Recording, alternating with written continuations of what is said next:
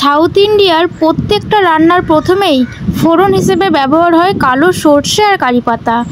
আর আমি সাউথ ইন্ডিয়াতে থাকলেও আজ কিন্তু আমি এখানকার মতো রান্না একদমই করছি না। আজকে আমি করছি একদম আমার মনের মতো টক ডাল। তো এখন তো শীতকাল কলকাতার সাইডে, তো শীতকাল মানেই তো অনেক রকমের মানে সুন্দর সুন্দর টমেটো পাওয়া যায়। আর টমেটো দিয়ে টক ডাল কিন্তু সবারই পছন্দের, আমারও খুব ভালো লাগে, ওই জন্য আমি আজকে ওটাই রান্না করছি। তো প্রথমে আমি দেখলে কালো সর্ষে ফোড়ন দিলাম, তারপরে কিছুটা পেঁয়াজ দিলাম। তো এটাকে খুব সুন্দর করে ভেজে নিলাম।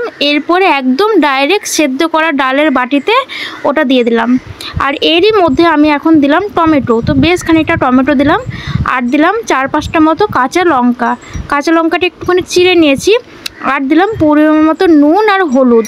তো এই জিনিসগুলো দিয়ে এখন কিন্তু গ্যাসটা অফই আছে। তো এইটা দিয়ে আমি এটাকে একটা গ্লাসের সাহায্যে খুব সুন্দরভাবে একটু ম্যাশ করে নেব। তো একদম ভালোভাবে ম্যাশ করে নিয়ে সামান্য একটু জল দিয়ে ফুটিয়ে নিলে ব্যাস একদম টক ডাল পুরো রেডি।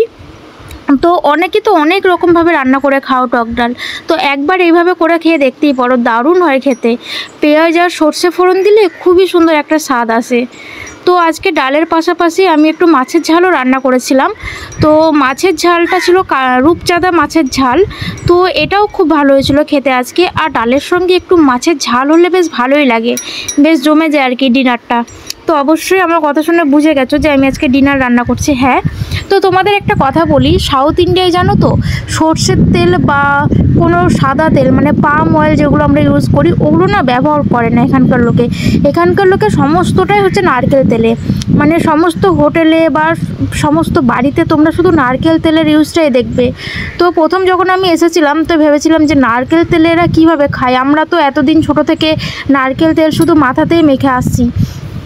তো তোমাদের বলি, নারকেল তেলের সম্বন্ধে তোমাদের যে ধারণাটা এটা একদমই না, মানে ঠিক না। কারণ কি, নারকেল তেলের রান্নাটা অতটাও খারাপ হয় না জানো তো, খুবই ভালো হয়, খুব একটা খারাপ হয় না। তো আমি যখন প্রথম খেয়েছিলাম তখন আমার একটু কিছু মানে কেমন একটু লেগেছিলো, কিন্তু তারপরে আস্তে আস্তে অভ্যাস হয়ে গেছে। আর এখন তো নারকেল তেলের রান্না ভালোই লাগে খেতে, খুবই সুন্দর। মানে একদম আমরা মাথায় যে তেলটা দিই আর এই খাওয়ার তেলটা, এই দুটোর প্রসেসিং পুরোটাই আলাদা। তো এখানকার মানুষ তো এই তেলেই রান্নাবান্না করে। তো আমিও মাঝে সাঝে এই তেলটা নিয়ে আসি, এসে রান্নাবান্না করি, তো ভালোই হয়, খারাপ না।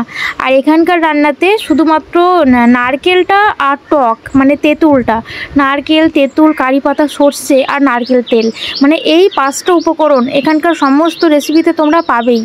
মানে এরা নারকেল ছাড়া বা কারি পাতা ছাড়া কিছু বোঝেই না। যাই হোক, আর জানো তো আরেকটা জিনিস যেটা আমাকে একদম অবাক করে দিয়েছে, যে এরা চায়ের সঙ্গে কলা খায়। তো আমি ভাবতে পারি না যে চায়ের সঙ্গে কলা কে খায়। তো এখানে আর মানুষদের আমি দেখেছি একদম চা খেতে গিয়ে কলা নিয়ে চায়ের সঙ্গে কলা খাচ্ছে। আমরা যেমন বিস্কিট দিয়ে চা খাই, এরা তেমন কলা দিয়ে চা খাই।